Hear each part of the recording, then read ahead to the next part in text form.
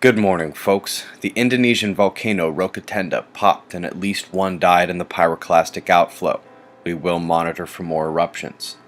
Top article today is a perspective on longer-term major ice ages, not like the mini one we often discuss. This shows definitively that 100,000 years passing tends to bring about an ice age, and also identifies 20,000 and 40,000 year cycles.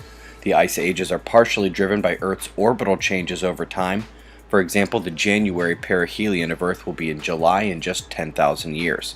The rest of the story is simple glacial feedback. A tour has become deadly atop the Philippines, and this number will likely rise as people are missing and the rain continues, and then it's headed for China. Precipitation still sticking south with the high pressure atop the larger body and sweeping it to New Zealand thereafter, rough Tuesday coming there.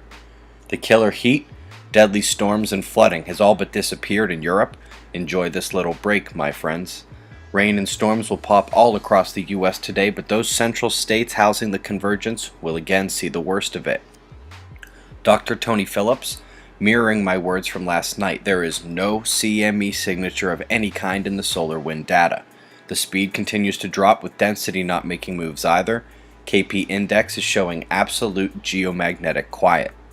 Kicking to the magnetic connectivity, we now have 4 connections hitting the new coronal hole facing Earth. Umbral fields are generally open, except at the lowest levels, but that will not stop this massive coronal hole from keeping the quake watch high.